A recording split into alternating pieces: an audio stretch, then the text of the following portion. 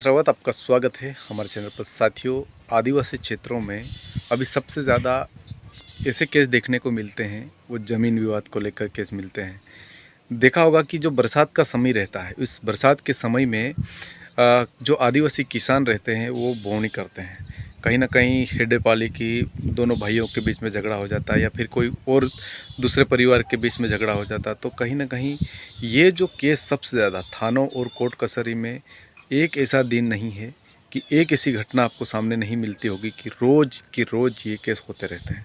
कोई ज़मीन विवाद को लेकर होता है, कोई पारिवारिक विवाद को लेकर होता है, कोई भाइयों के बीच में इसी ज़मीन को विवाद को लेकर हो जाता है। तो इसको आदिवासी समाज को और यहाँ पर आदिवासी क्षेत्रों में बचे सभी आदिवासी समाज को सोचना चाहिए कि क्या उसका हल थानों और कोर्ट कचहरी से जाने से अच्छा है?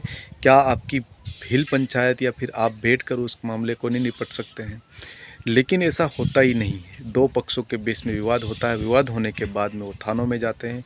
थानों में जाते हैं तो एक पक्ष पे रिपोर्ट होती है, तो दूसरे पक्ष पे वो फरियादी होता है। तो ऐसे तमाम सारे जो केस है, इन केसों से बचने के लिए हमें कुछ ना कुछ करना चाहिए कि अपने समाज को अगर सही दिशा में ले जाना हो और आदिवासी समाज को अगर सही मार्ग पर ले जाना हो, तो कहीं ना कहीं ये ऐसे केसों से बचना चाहिए। अभी आपने देखा होगा कोई ऐसा थाना और कोई ऐसी कोर्ट नहीं है जहाँ पर ये जो केस हर एक दिन कभी कोई कहता हाँ यहाँ पर बोने गए थे तो इसके माध्यम यहाँ से लड़ाई हो गई, इसने मेरी ज़मीन को इससे इतना खेड़ दिया गया और उसने मेरी ज़मीन को इतना खेड़ दिया गया। दोनों भाइयों के बीच में हेडा और वो जो पहाड़ी रहती है उसमें 20 के अंतर में बहुत लड़ाई होती है। कभी कभी ऐसा होता है कि मार भी दिए जाते हैं, हथियार भी चला दिए जाते हैं। ऐसे तमाम सारी चीज़ें होती है, हर दिन ये केस होते हैं।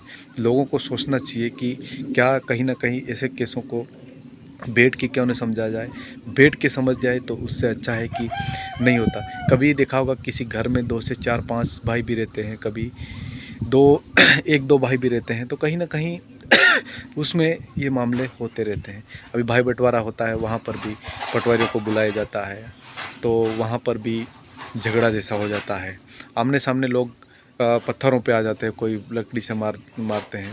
ऐसे तमाम वो केस होते हैं। लोगों को सोचना चाहिए, समझना चाहिए कि उनका बीच का हल निकालना चाहिए, क्योंकि जब तक बीच का हल नहीं निकलेगा तब तक वो लड़ाई होती है। फिर क्या होता है, केस झगड़ा होता है, झगड़ा होने के बाद में उसी ज़मीन विवाद को लेकर तो वो थाने में जाता है, थाने में एफआईआर होती है, एफआईआर होने के बाद में कोर्ट में जाता है और कोर्ट में सालों सालों तक केस चलता रहता है। लेकिन उन दो परिवारों के बीच में जो विवाद होता है वो कभी नहीं रुकता। तो इसलिए सोचना चाहिए लोगों को कि क्या जो बीच का रास्ता निकल कर, अगर ऐसे ही जो केस होते हैं, ज़मीन विवाद के केस होते हैं, मकानों के में भी जो विवाद होते हैं, कहीं ना कहीं पारिवारिक जो मामले रहते हैं, कोई अन्य जातियों के साथ भी जो मामले हैं इस ज़मीन विवाद को लेकर होते हैं, खेतों के बीच में। और ज़मीन माता यानी कि जो ज़मीन है उसको कोई भी नहीं छोड़ना चाहता।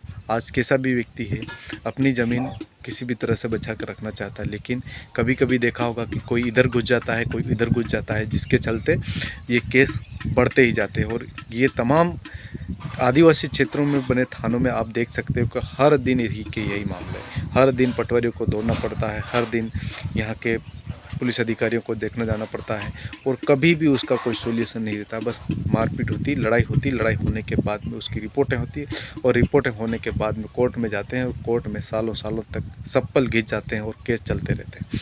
तो ये सोचना चाहिए यहाँ के वरिष्ठ लोगों को, यहाँ के जनप्रतिनिधियों को, और यहाँ की जो गाँव में बैठे पटेलों को, कोटवारों को, और प्रशासन को भी सोचना चाहिए और इसके प्रति कुछ जागरूकता लानी चाहिए, ताकि लोगों के बीच में जो मानसिकता जो फैली हुई है वो ज़मीन को लेकर वो कहीं ना कहीं कम हो, और ये जो लड़ाइयाँ हैं वो कम हो, और थानों में भी केस कम हो। धन्यवाद। आपको हमारा वीडियो कैसा लगा कमेंट बॉक्स में अपनी राय से बताएं। चैनल को सब्सक्राइब अवश्य करें।